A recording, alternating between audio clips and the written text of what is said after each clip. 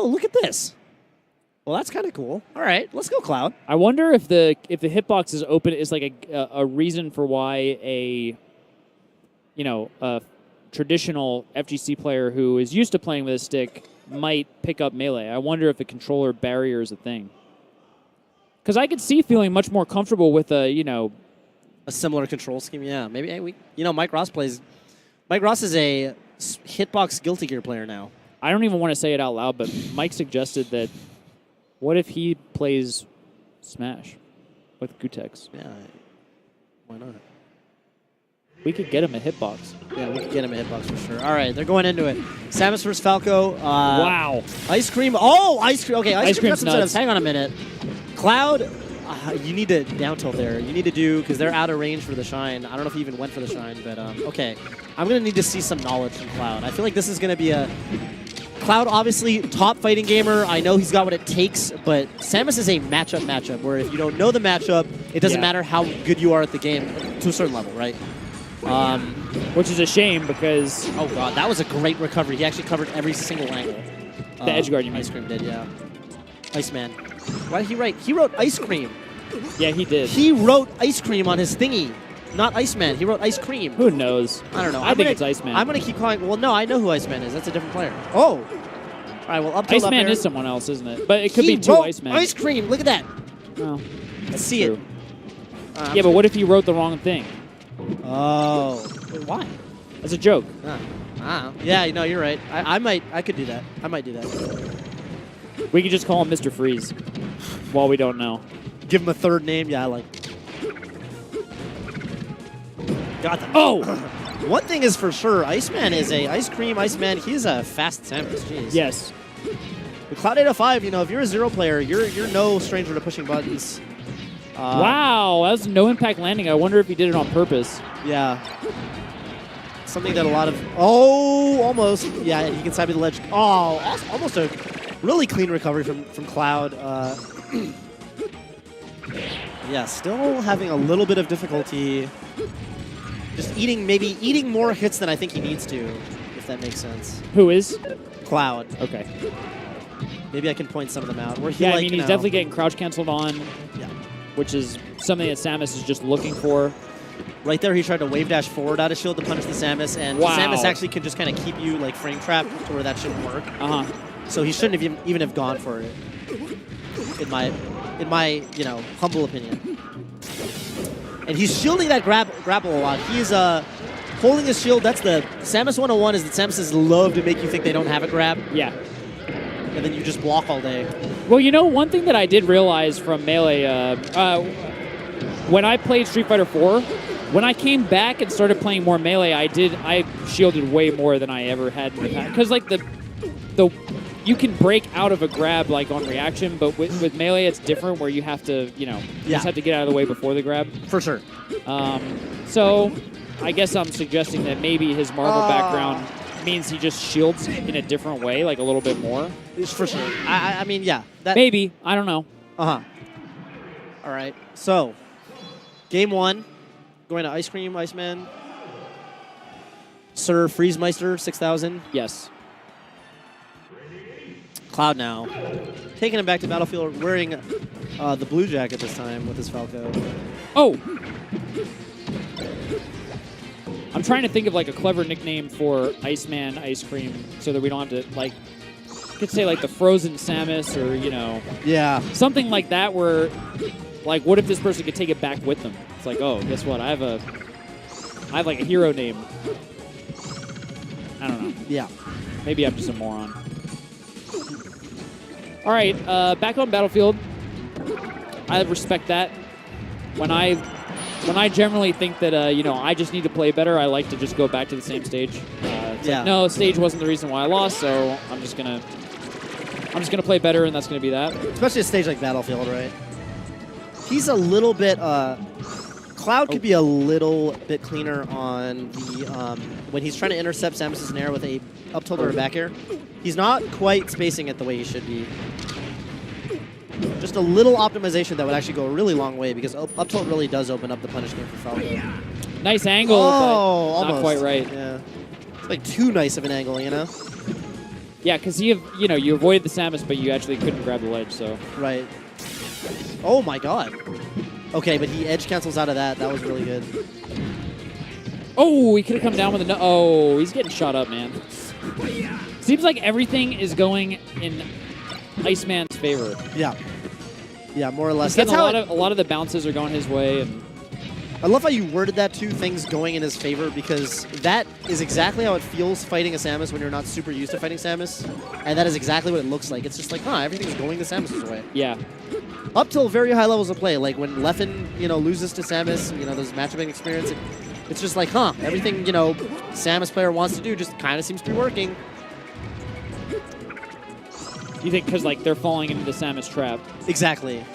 Exactly. Right there, he up-beat onto the stage. That shouldn't really work against a... Down tilt, right? Down tilt, I think he's dead with a down tilt. Yeah, that worked out for him, though. Didn't take any damage. That's what matters. Wow. I wonder what's going on with that. I mean, he just seems to be not shielding but he's grounded, so you should just be able to block some of these missiles and some of these charge shots. He's literally just getting like shot at and just getting hit. Yeah. Maybe he's like trying his heart out to power shield and just doing it too late or something. Baited out the up out of shield for the first time there. Oh. I like that. Oh! Spacing. Wait a minute. Can we get it? Needed a crouch cancel down smash or something. And I like that Iceman didn't grab there. I think that was a situation where he grabbed almost every other time, and he didn't that time. Cloud. Oh, the angle! Didn't get the perfect. How do you even do it with a hitbox? See, that was what I was. That's the question. I don't know if might not even be programmed into it. Because there's a limited number of. I don't know. I don't know the details. Limited number of angles. Seems like it's more of a memorization thing than than anything. Good stuff to Ice Cream. I really liked his play. Would love to see more of Cloud. The Ice Cream Man. We could have called him the Ice Cream Man. Dude, no! Oh, I just thought of it now? Man. Well, I've always played with the Hori, H-Rap, Real Arcade Pro, and this is the Hayabusa model, which is actually pretty sick. We have a couple of these at the office, actually, the Twitch office, and we all use them, and pretty good. So, yeah, if you want a Hori stick, we got the new Hayabusa model, I guess, dropping in August. So look out for that. Look out for it. Oh, speaking of looking out, look out for Liquid Knuckle Dew. Woo! Just brazen good looks. And he just wants you to know that the HyperX Cloud Stinger, I think that's probably the headset around his neck, is on sale. And HyperX, they are the official headset sponsor of EVO. So, we're not wearing HyperX's back here in the commentary area, but the players are. And I'm sure they're having a great time because of it. Is that, it says hyper, but it actually kind of looked like hype ? Oh, because of the font? That's funny. That's what I thought. That is funny. All right. We have... Is this a familiar face? This is the guy I think that that Meds BM'd upon. Isn't it? This is, I think we've got... back from the loser's bracket. Back from the loser's bracket. We're in the loser's bracket. Yeah. What's this guy's name? I don't know. I see Dan's Demand written. Dan's Demand. Yeah, it is Dan's Demand. Dan's Demand. He's wow. They told him he left. He said, okay, I lost. Someone taunted me 20,000 times, and I feel not very good about my life. And they said, okay, well, why don't you just go back right up on stage? Again. Maybe the next guy will be nicer, yeah. Do you think this guy's going to taunt him 30 times as well? Maybe. All right. Oh, it's it's one of the twins. You know these guys? I can never tell if it's Twin 1 or Twin A. Yeah, me neither. So it's one of them. We'll find out. I think one of them is a Sheik player. I think very one of them enthusiastic individuals. Super enthusiastic. They're from New Mexico. They've done some. How close is New Mexico to Arizona? That's the real question. Close. I think it's a neighboring state. Are they? Do you think that? Do we know any other players from New Mexico? Light is from New Mexico. The Peach we saw Hags defeat. It's a very quiet individual. All right, this is Kyle Fredrickson, and he is. Okay, maybe they don't even go by the twin thing anymore. Any cool facts about you? I'm a twin. Yeah, we know. And here's Dan's Demand, who's...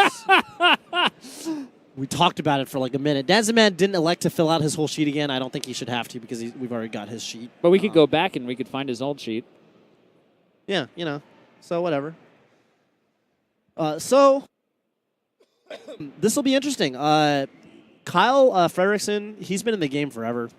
Oh, he's a very old school player. Oh, we've got some insight from James on Twitter. Wait, then we might get some of the because Arizona and New Mexico and New are so close. They're like twins. Yeah, so we have someone saw push turret coming at us on Twitter saying context of the taunting is that Dan has acted like a prick to Arizona players. You're not hearing it from us. We're just the messenger. Yes, don't but shoot apparently the messenger. Dan's the man. Not super cool to AZ players apparently. So AZ as a state has beef with him. Well, he might very well get double eliminated by double eliminated by AZ, but you think he's going to beat Kyle? Yeah. You know Kyle's actually he's not bad. We'll find out. We'll see what happens. Dan's the man versus Twin A. Twin A Fredrickson. I actually think there isn't the letter E between the D and the R in his last name, but, it is what it is. I'm going to retweet this just so that other people know. Just so they know, right? Or wait. Should you? Whatever. I'm just worried that it becomes more of a thing than it needs to be, but, I mean, we already said it on commentary. I don't know. Again, we weren't there. We don't know. We don't know. We're just the messengers. Our goal is to give the context and provide the stories for your viewing pleasure. Exactly. So we're doing the best that we can with limited. We're not gods. We're not omniscient. We can only be in one place at one time, just like the rest of the good people who are watching the stream. Did you see Dan's the man? Dan's I think that man's Dan is combo with the down red, air. by the way. Yeah, he's red. So he's actually swagging out. The top thing is it's mixed up. Because since Melee doesn't have like designated sides that the players start on or whatever, right. That's how we have to do it. Kind of sucks that the stocks are down there because it's like, makes for a disjointed experience, especially when dittos are being played. Yeah. All right, so Twin Kyle, A celebrating his stock. Yeah, he's happy not good for a stock. He's one of those guys, just happy to be here kind of guys, That's exactly. He's happy to be here. I'm just happy. Thrilled to be here. Having a good time. Effusive when he is here. Wow, Yeah. Did you see that? Yeah, that was very That nice. is, and I'm very impressed with Twin A's DI, which is bringing me all the way back to 2008, 2009. Yeah. Oh. His DI tells me that he wants to watch cool combos, even if it's his character being comboed. See that forward tilt? I did. He went directly up, which means he was holding in, which it looks like he has held every single time he's gotten hit. Okay. I can dig it. Which I appreciate. I love combos, and so I love people who DI in. I actually miss the days when that's all we did. Scar versus Taj. That was fun. It was fun. All right, they're going to Fountain of Dreams. Pretty common Sheik counterpick stage, I would say. Just see a lot of Sheiks go here. I think they like the platforms. Yeah. Do you think they agreed to no chain grab? So for those of you who have not played the game for a million years, it's like basically like for granted that Sheiks play without chain grabbing each other for reasons that are kind of unknown to me. It's just really lame. I know, but there's like a widespread mass agreement amongst all Sheiks to not chain grab. Even the ones that are considered kind of lame, some of them. So like Mewtwo King, who loves chain grabbing everyone else. I don't know. It's really absolute, and it does kind of take. Well, I don't want to say it takes some of the nuance out of the matchup, but I do think it changes the nuance of the matchup. It's a very different matchup. Yeah, he's doing down throw forward tilt. I might start counterpicking Sheik versus Sheiks, and I'll chain grab them. I have no remorse. The problem is that Sheik. people try to do this to Mewtwo King because they see Mewtwo King. I would not do it to Mewtwo King. Because you know where I'm going with this is that even though he usually plays without chain grabs, if he needs to, he will, and he'll be better at it than you are. That's a really good point. It's not like I'm doing something that they can't do. They just won't. I'm wondering if I could beat Atrioc. Probably. If I pick Sheik and I just focus on grabbing him. I think that should be your goal, at least to start. All right. I'm going to give this strategy a try. I hear you. No one tell Atrioc, which unfortunately I think he's not here yet, so he might be sitting at his desk and he might be listening. I hope that's the case. By the way, probably isn't. Twin A right now is playing a tighter second game than his first game, isn't he? Yes, Dance the Man definitely SD'd very, very early on, so I would say that, just imagine he has one more stock. Yeah, and then and that's kind of like the, what the players have taken away from each other kind of thing. Right. So the rate at which Dan's Demand is, tacking on damage and taking stocks, exceeds the rate at which Twin A is doing that, which means that if there's no change in that rate, Dan's Demand's probably going to win. Right. Okay. He doesn't quite kill him off the top of that up air. I would have liked to see him just set him back off stage with another forward air. What was that back air? Yeah, the down smash there shouldn't work, but Dan's Demand kind of just gave it to him. He said, yeah, you know what, I'll just...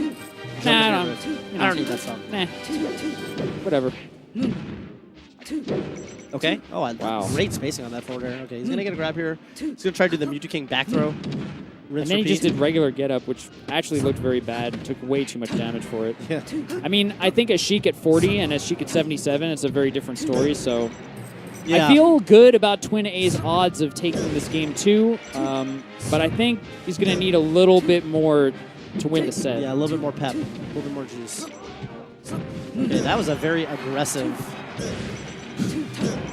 Almost was ill-advised. Okay. Dan's Demand evening up the stocks. So I'm sure he doesn't want to play game 3. That's always a scary situation. Yeah, you'd definitely rather not. Good aerial spacing from just as I say that. He gets sniped. Kind of gets edged out in the forward air war there. There's the grab. Doesn't get anything, though, because the Fountain Dreams platforms. Is this going to be the kill? And no up air. Yeah, a little bit too slow off of the L cancel, but all good. Takes it, and we're going to go to a game 3.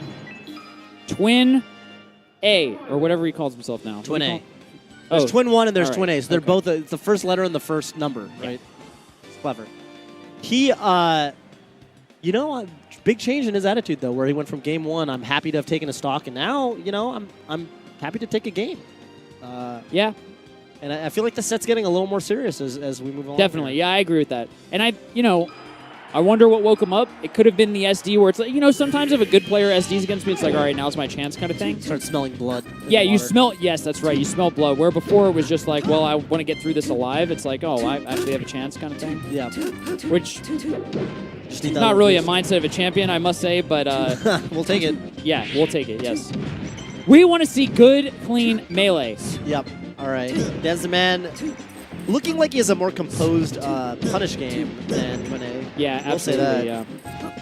I feel like he's going to get a kill off of this situation. He's going to back throw him probably, yeah. Grab the ledge again. Oh, wow. Okay, good recovery. Yeah.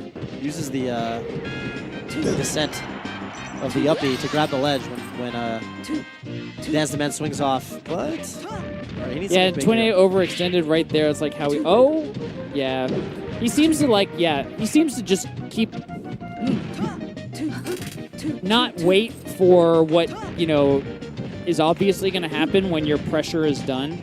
Like, there are logical breaks in pressure in this game. You're either... The move that you did on shield was negative or something. Like, yeah... In those situations, you have to assume that the other player is going to roll, or they're going to do something. They're not just going to keep staying in shield. Right. And it seems like Twin A keeps pushing when he's in those moments. Sure. And that leads to like overextensions, and it's a good way to lose your stage positioning, or to not be able to really push an advantage. And it seems like Dan's Demand, like you said, is more composed in his punish situations. Yes, totally. Like right there, down throw back air, you shouldn't be doing that. You're just going to get a weak hit, and you're not going to kill, which is exactly what we're seeing. Doesn't get that. Dreamland definitely makes it... It's actually interesting, because I don't like Dreamland that much, but I can see how, if you pick it in pools as someone who's like, quote-unquote the better player, or, it's just harder to KO people randomly on Dreamland, yes. So... Maybe at top levels, I should be more aware, because I don't like Dreamland, to be honest. One of the few Falcons who doesn't like the stage. Interesting. But maybe I should feel really comfortable with it versus players who just aren't as polished in their recovery or their edge guarding. That's right, because I do think that a lot of the advantage you get here, of course, is so in a Sheik Ditto, if you aren't dying, if you DI well, you're always going to get another chance to recover. So if you have a better edge guard game and a better recovery game than the opponent, you're going to get a lot of chances to show that. And if Kyle, can't edgeguard Dan's Demand, Kyle being Twin A, it's going to be rough for him. And I think that's like literally the story of what we saw. Like the edgeguarding was just way better from Dan's Demand, and I don't know, maybe that's pretty much it. Yeah, cleaner play, better combos, I think too. Yeah. With Twin A ending some combos a little prematurely, forward airs in the middle of the stage when not really going to lead to much. All right, I like What it. a Sheik Ditto. Yeah, what a Sheik Ditto. And what a pool. I think that was... Was that the pool? I think that's about all we had for that block. I think Well, I'm still about ready to sad wrap up. that we didn't get to watch Lovage play Ultima Scout. Yeah. It's a storied match. One of our very, very close friends and one of the community's greatest trolls faced off. Yeah. And I didn't get to see it. Maybe That's there's fine. VODs. Be nice. But yeah, cool. So I think that's it for us for Melee on the main stage today. There's going to be plenty more on Evo 1, twitch.tv/Evo1. Yeah, Melee's on Evo 1. No. We're on Evo. For Melee, for the people who want to watch Melee, yeah, head on over to Evo 1. Evo, the mainstream, is going to have a lot of different games. I believe Tekken is coming up next. Yes, Tekken 7. Tekken 7. I wish I knew who your casters were going to be for that, but I'm sure they're going to be phenomenal. I'm sure. And yeah, it's our 5th year in a row at Evo. It's been quite a journey. It has. I definitely recommend checking out reddit.com/r/Smash Bros if you want to just catch up on what's going on in the scene and what the stories are coming into tomorrow. Or r/SSBM. Yes, totally. More SSB. I mean, it's similar. Honestly, these days, pretty similar subreddits. Yeah. Obviously, SSBM being a little more melee focused and maybe a little more competitive. Yeah. Smash Bros being a wider audience. But yeah, good places to go overall, I think. Yeah, we've got a deep history. Some scores are going to be settled at this tournament. If Armada wins, we're definitely in an era of Armada. He's dropped 4 sets, I believe, all year, all 2017. So that guy's a monster. Obviously, Mango wants to win. Hungrybox. Yeah, wants a 2-peat. Leffen's never won one before. I don't even want to know if I want to say Mewtwo King, but Mewtwo King. We're going to figure all that out tomorrow. Stay tuned. I'm Bobby Scar on Twitter. My man is Toph_BBQ on Twitter if you want to follow us. So definitely give us a follow. Thank you so much for your time. I hope sincerely that you enjoy the rest of EVO 2017, and we will be seeing you throughout the weekend. Peace. Thanks for tuning in. For us to bring in Gaming Gen, a professional company that specializes in, logistics, equipment, that was the perfect partnership that we could have had. And without them, we could not have pulled off a 3-day, 2,000-person tournament at all. We had more than enough equipment. We had people on site not only to bring it in, set it up, but also to take care of it the entire weekend, make sure everything was updated and running perfectly, and then take it out at the end of the weekend. The Gaming Generations team is always there with ideas to make our events better. Branding is a big thing. I mean, when you have backdrops like this, when you have banners, people want to go to these events and have something to take home with them. They're already investing a lot of money to travel out to them, but when they can go and find little trinkets. Everybody's like in line at the booth because they want to get the shirt before the event. The apparel, it's so great that they can handle all of that. Gaming Gen is just such an essential part of every major tournament. I just don't know how anybody does it without a company like Gaming Generations coming through.